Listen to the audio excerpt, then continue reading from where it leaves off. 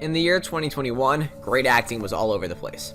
While we saw amazing performances in festival standouts and end-of-the-year awards favorites, we also saw inspired performances in big-budget multiplex films and low-budget horror. Today we're counting down top 10 mind-blowing acting performances of 2021. Before we get further, be sure to subscribe and ring the bell to get notified by our latest videos. Alright, let's get to it. At number 10, Ben Affleck, The Last Duel. Ben Affleck is a phenomenal actor, screenwriter, and director, but due to the peculiar nature of his career, we only have reason to celebrate two of these personas at any given time. And since director Ben Affleck has been out of work since the underappreciated Live by Night, let us take a moment to appreciate The Last Duel for combining his writing and acting talents. Affleck authored the perspective of Adam Driver's Jacques Legris in Ridley Scott's historical drama, and his sequences provide Affleck his most substantial screen time. He adds a welcome splash of color to the picture, both literally and metaphorically. We have yet to witness a better piece of comedy in 2021 than Pierre forgetting his son's name. At number 9, Ariana DeBose, West Side Story.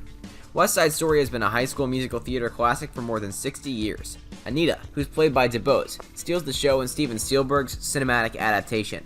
The lights surrounding her seem to decrease whenever she stood up to talk or sing.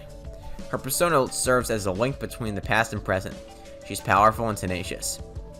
At number 8, Rebecca Ferguson, Dune.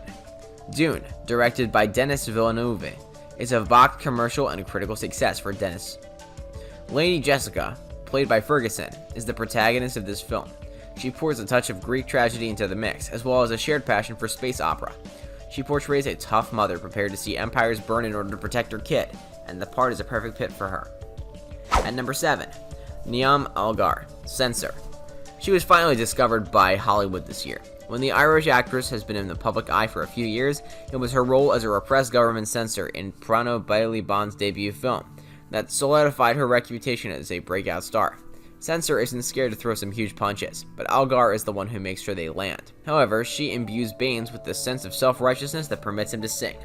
When her life starts to fall apart, both her professional and personal identities start to fade away, allowing the actor to exhibit more complex insanity than we normally witness on television. At number 6, Devry Jacobs, Reservation Dogs, FX. The whole cast of FX's Reservation Dogs could have made this list. They're all amazing. However, Devry Jacobs commands the screen from the moment she's introduced as Elora Danan. Jacobs has a commanding, almost terrifying presence as the take-no-prisoners Elora Danan, but she also has a deep core of tenderness that is revealed as her character journey unfolds. One of the more entertaining aspects of the character is Jacob's portrayal of Elora Danan's sarcastic side. The pilot's opening sequence, in which she scoffs at putting on her seatbelt after stealing a chip truck, is one of the notable line readings of the year. At number 5, Lady Gaga, House of Gucci. Some reviewers argued that the camp factor is a drawback, but Ridley Scott's obscenely entertaining true crime picture is the type of film that doesn't get made very often these days. A big-budget, unapologetically showy solo drama. The story follows Patrizia Reggiani, Lady Gaga, and Maurizio Gucci, Adam Driver, as the romance turns into a battle for supremacy of the Italian fashion house Gucci. Gaga's performance is flawless. At number 4, Olivia Colman, The Lost Daughter. She's portrayed queens, police detectives, and hotel managers with unusual tasks, but if Olivia Colman has shown anything, it's that she can continuously surprise. Maggie Gyllenhaal's great adaptation of Elena Ferrante's novel has given her a jewel of a part as Leda, a middle-aged professor who is not as quirky and generally cheerful as you might imagine. One of Coleman's skills is breaking through that friendly exterior and bringing grounded anguish to the surface. At number 3, Kristen Stewart, Spencer. Spencer, directed by Pablo Larraín, is one of the most thoroughly enjoyable biopics in recent memory. Kristen Stewart plays Diana, Princess of Wales, in a story set as the British royal family's Sandringham home during Christmas 1991, when tabloid rumors of adultery and unrest swirled about them, a year before Diana and Prince Charles announced their separation to the public. At number 2, Shuya Chang, Snakehead. Evan Jackson Leong's Asian murder drama Snakehead has been a favorite of ours. Shuya Chang's performance as Sister Se is the reason for a lot of this. Chang's Sister Se is a survivor with an action heroine bent who is a joy to watch. Chang expertly manages a wide variety of emotions and adds subtlety to each scene, whether we're seeing her carry a pistol or spend time with her estranged daughter. Leong originally wanted Lucy Liu to feature in the film, and after seeing Chang's performance, it's difficult to see why. If Chang wants to be an action star, this is a convincing reason why. And at number 1, Benedict Cumberbatch, The Power of the Dog.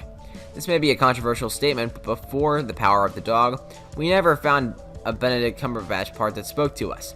His gestures had an inauthentic feel to them, overly precise, and it hindered us from watching him and enjoying him as an actor. As with many outstanding performances, the persona of Phil Burbank is based as much on the actor's notoriety as it is on his talent. Burbank feels strange from the start. Cumberbatch is infrequently classified as physically manly on screen, and his toxic harshness occasionally appears at odds with the role. However, as the film progresses and we hear more about Burbank's teachings from his mentor, we begin to recognize the intentionality of each of these behaviors. Well guys, that's it for this one. What'd you think about it? Let us know in the comments below. If you're new to our channel, be sure to subscribe and ring that bell to get notified about our latest videos. Thanks for watching, and we'll see you next time.